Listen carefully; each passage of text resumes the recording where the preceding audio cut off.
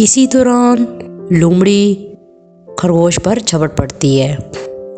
الو ایک درخت پر بیٹھا یہ سب کچھ دیکھ رہا تھا۔ اس نے دل ہی دل میں سوچا، ارے یہ کیا خرگوش، عقاب اور لومڑی کے درمیان جنگ ہو رہی ہے۔ مجھے لگتا ہے عقاب بھی اس خرگوش کو کھانا چاہتا ہے اور لومڑی بھی، اور یہ تو آپس میں لڑ رہے ہیں۔ ایڈی عقاب اور لومڑی، تم دونوں میری بات سنو، مجھے ابھی آ کے ملو، میں نے تم لوگوں سے ضروری بات کرنی ہے۔ تم دونوں آپس میں کیوں لڑ رہے تھے؟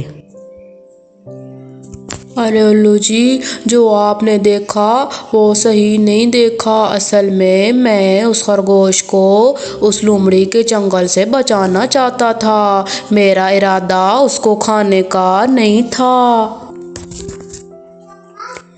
الو میاں، میرا شکار خرگوش تھا اور میں چاہتی تھی کہ میں خرگوش کو کھا لوں، لیکن جب میں نے دیکھا کہ عقاب بھی اس کو کھانا چاہتا ہے تو پھر میں نے بہانہ بنایا اور عقاب کی توجہ اپنی طرف کی، اور پھر میں نے خرگوش کو پکڑ لیا۔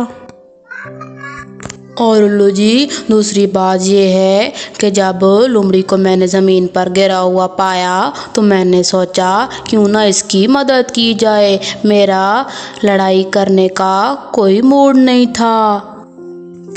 تم دونوں کی باتیں سن کر میں اس فیصلے پر پہنچا ہوں کہ عقاب کا کوئی قصور نہیں ہے۔ لومڑی، تم نے دھوکہ دیا ہے عقاب کو، اور دوسرا تم جانوروں پر ظلم کرنے کے چکر میں تھی، اس بیچارے خرگوش کو بے قصور کھانا چاہتی تھی۔ یہ غلط بات ہے۔ تم دونوں کو اتفاق اور پیار محبت سے رہنا چاہیے، تمام جنگل کے جانوروں سے پیار محبت کرنی چاہیے، اور شکار کے لیے اور بہت ساری چیزیں ہیں کھانے کو۔ عقاب کی نیت ٹھیک تھی، وہ تمہیں بچانے آ رہا تھا، وہ خرگوش کو تمہارے چنگل سے بچانا چاہتا تھا اور تمہیں بھی، اور تمہاری بھی اس زخمی حالت میں مدد کرنا چاہتا تھا، لیکن تم نے اس کو غلط سمجھا اور خرگوش کے ساتھ بھی ناانصافی کرنا چاہی۔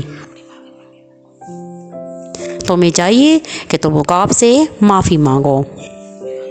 ہاں الو میاں، میں اپنی غلطی تسلیم کرتی ہوں اور عقاب سے معافی مانگتی ہوں۔ عقاب بھائی، مجھے معاف کر دیں، میں نے آپ کو غلط سمجھا۔ ٹھیک ہے لومڑی جی، آج جو غلطی ہو گئی، آئندہ کوئی غلطی کی گنجائش نہیں ہے۔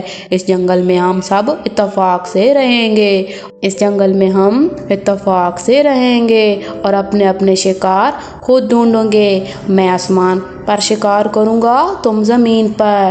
ٹھیک ہے، ہم سب کو اس جنگل میں مل بانٹ کر کھانا چاہیے اور اتفاق سے رہنا چاہیے۔